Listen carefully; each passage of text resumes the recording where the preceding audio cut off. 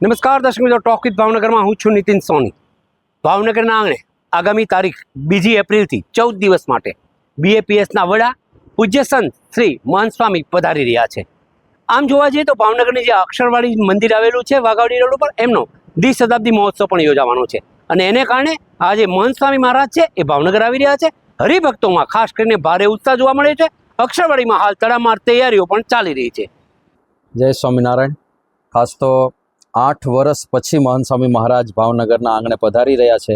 2017માં સ્વામીશ્રી પધારેલા, પછી આવ્યા હોય પણ સીધા અહીંથી એરપોર્ટથી સારંગપુર જતા રહ્યા હોય, પણ રોકાવાય એવી રીતે 8 વર્ષ પછી આવે છે અને આ 8 વર્ષના અંતરાલમાં એમણે યુગવર્તી કાર્યો કર્યા, એ સંપન્ન કરીને આવે છે।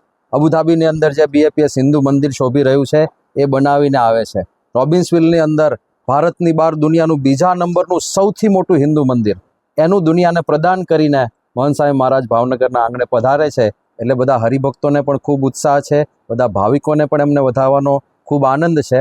2 એપ્રિલે સ્વામીશ્રીનું આગમન થશે અને એક નાની આગમનની સભા છે અને પછી 15 એપ્રિલ સુધી એ અહીંયા રોકાવાના છે અને બધા જુદા જુદા પ્રેરક કાર્યક્રમો થવાના છે। સાથે સાથે એમને વધાવવા માટે પણ બધા અનેક પ્રકારના આયોજનો ચાલી રહ્યા છે। ઘણા બધા લોકો તપ, વ્રત, ઉપવાસ કરી રહ્યા છે। નાના નાના બાળકો વ્યસન મુક્તિ કરાવી રહ્યા છે। અત્યારે બાળકોના બધા વૃંદ ફરે છે અને મહંત સ્વામી મહારાજનું આગમન થવાનું છે એ નિમિત્તે ગલીએ ગલીએ જઈને, દુકાને દુકાને જઈને, જેને કોઈને પણ નાનું મોટું વ્યસન હોય તમાકુ વગેરેનું, એને છોડાવવા માટે નાના નાના બાળકો પ્રેરણા આપે છે અને બધાને વ્યસન છોડાવે છે। ઘણા બધા નાના નાના બાળકો, બાલિકાઓ હોસ્પિટલમાં જઈને જે દર્દીઓ હોય એ જલ્દી સાજા થઈ જાય એના માટે ભગવાનને પ્રાર્થના કરે છે આ મહંત સ્વામી મહારાજના આગમન નિમિત્તે। તો આવા પણ અનેક પ્રકારના કાર્યક્રમો થઈ રહ્યા છે।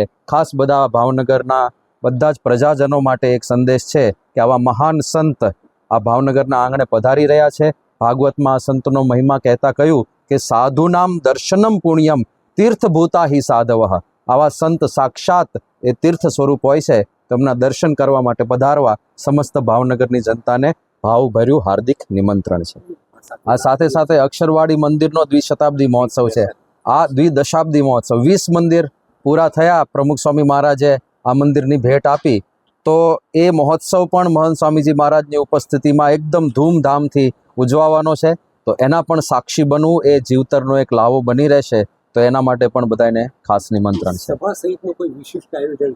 હા, અનેક સભાઓ છે। દાખલા તરીકે એક દિવસ યુવા સભા છે, પછી એક દિવસ બધા સદભાવીઓની સભા છે, જેમણે જેમણે સહયોગ આપ્યો હોય એમની એક વિશેષ સભા છે।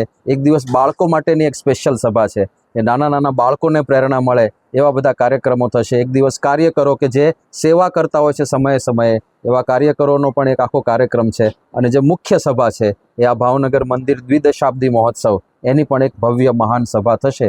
તો આવા બધા જુદા જુદા કાર્યક્રમ એમની ઉપસ્થિતિમાં થવાના છે। ખાસ ભાવનગર માટે જ પધારતા હોવાથી મહંત સ્વામી મહારાજનો લાભ લેવા આપ બધાએ સૌ ભાવનગરના તમામ ભાવિકોને આમંત્રણ આપીએ છીએ કે ઘેર બેઠા આવો લાભ છે, તો ખાસ બધાએ પધારે એ અમારું ભાવભર્યું આમંત્રણ છે। તારીખ 2 એપ્રિલથી 15 એપ્રિલ સુધી સ્વામી અહીંયા પધારવાના છે। બધા કાર્યક્રમો થવાના છે, જે વખતે રોજ રોજના કાર્યક્રમો જણાવવામાં આવશે।